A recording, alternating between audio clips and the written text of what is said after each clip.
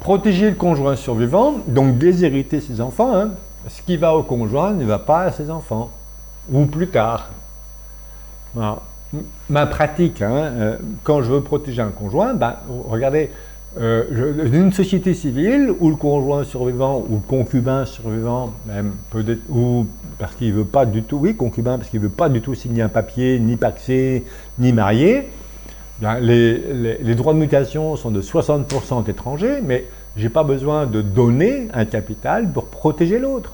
Si mon concubin, j'aime pas ce terme-là, mais si mon concubin détient 1% des parts d'une société civile, mais gère ensuite, après moi, est nommé gérant de la société et elle peut bénéficier d'un dividende prioritaire, ben vous voyez bien que j'ai réussi à la fois à transmettre à mes enfants, qui seront propriétaires de 99% du capital, et voilà.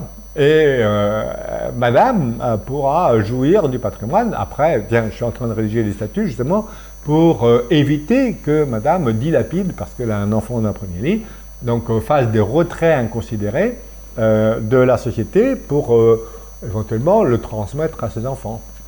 Alors, vous voyez, alors tout est possible, hein. D'ailleurs, tiens, dans ces statuts-là, tout est possible, tout est imaginable, hein. Eh bien, j'ai deux objets sociaux.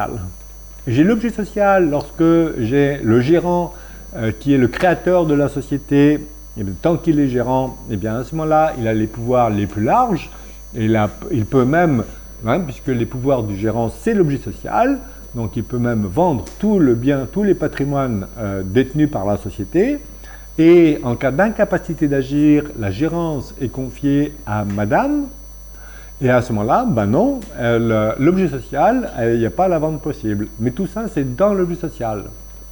Parce que si je ne mets pas dans l'objet social et que ça figure dans le texte, ben, madame pourra faire fi de ce qui est dans le texte, puisque son pouvoir, qui est inopposable ici, hein, eh bien, ça sera de pouvoir vendre l'immeuble. Donc, je le mets impérativement dans l'objet social. La limitation des pouvoirs doit figurer dans l'objet social.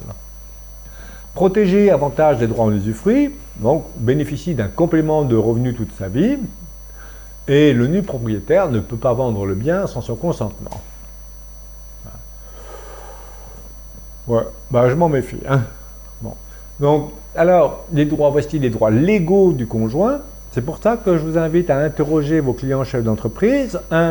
Est-ce qu'ils sont au courant que il y en a plein qui ne sont pas au courant des effets du décès, hein, et notamment lorsque les enfants sont tous issus du même lit, le conjoint survivant, donc le plus souvent madame, hein, puisque son espérance de vie est plus longue, eh bien, les droits légaux du conjoint, c'est la totalité de l'usufruit de la succession, hein, un usufruit, ou un quart en pleine propriété. Donc, si madame ne travaillait jamais dans l'entreprise et que ses droits légaux vont s'exercer sur 100% de l'entreprise, il faut regarder l'intérêt. Est-ce qu'il n'y a pas lieu d'aménager cet usufruit légal? Donc, ça m'arrive très souvent de retirer l'entreprise du droit à l'usufruit et de donner à madame plutôt un pouvoir sur la société civile qui détient l'immobilier d'entreprise. S'il y a un enfant qui n'est pas issu du même lit, madame, le conjoint survivant, ne peut pas opter pour de l'usufruit, il ne peut prélever qu'un quart en pleine propriété. Mais bien souvent, le chef d'entreprise, il a fait une donation au dernier vivant. Et là, eh bien, le conjoint peut aussi opter pour la totalité en usufruit, ou un quart en pleine propriété, trois quarts en usufruit. Je vais raconter l'histoire d'une personne qui m'a appelé, qui passait de très très mauvaises vacances. Et voici la situation.